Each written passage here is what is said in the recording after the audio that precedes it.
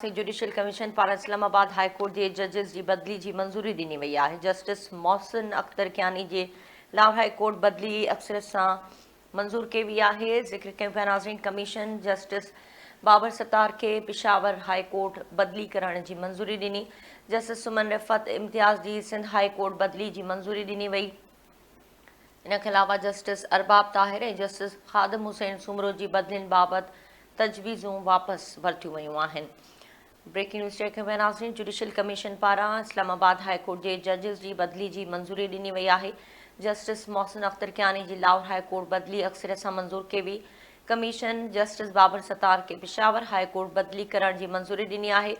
Justice Suman ji Sindh high court बदली जी मंज़ूरी ॾिनी वई। नाज़रीन, ज़िक्र कयो पिया जस्टिस अरबाब ताहिर ऐं जस्टिस ख़ादिम हुसैन जी बदिलियुनि बाबति तजवीज़ूं वापसि वरितियूं वयूं आहिनि। या तफ़सील मालूम कयूं था, सदाम उस लाइन ते मौजूदु आहे। सदाम, अपडेट कजो। जी बिल्कुलु साइमा, ॿुधाईंदो वञा त जुडिशल कमीशन ऑफ पाकिस्तान जे इजलास जो अलामियो जारी कयो वियो आहे ऐं इन मूजिबि जुडिशल कमीशन जो इजलास अॼु सुप्रीम कोर्ट में मुख़्तलिफ़ तशकील सां मुनक़िद थियो।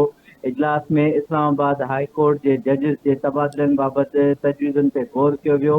अलामीअ मुताबिक़ जस्टिस मोहसिन अख्तर कियानी जो इस्लामाबाद हाई कोर्ट मां लाहौर हाई कोर्ट तबादलो अक्सरियत राय सां मंज़ूर कयो वियो आहे।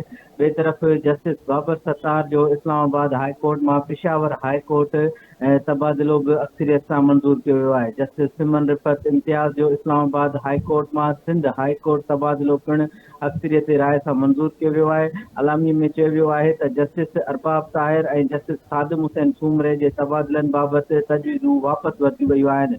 अहम इजलास जेको चीफ जस्टिस यहिया आफ़रीदी जी सरबराही में थियो जुडिशल कमीशन ऑफ पाकिस्तान जो, ऐं उन में जेको आहे सो जस्टिस मोहसिन अख्तर कियानी जो जेको तबादलो आहे उहो लाहौर हाई कोर्ट कयो वियो आहे। ॿिए तरफ़ जस्टिस बाबर सत्तार जो तबादलो पेशावर हाई कोर्ट कयो वियो आहे, जॾहिं त जस्टिस सुमन रिफ़त इम्तियाज़ जो जेको तबादलो आहे उहो सिंध हाई कोर्ट कयो वियो आहे। गॾोगॾु जस्टिस अरबाब ताहिर ऐं जस्टिस ख़ादिम हुसैन सूमरे जे तबादलनि बाबति तजवीज़ूं वापसि वरितियूं वयूं आहिनि। जी सदाम, वॾी महिरबानी तफ़सील लाइ।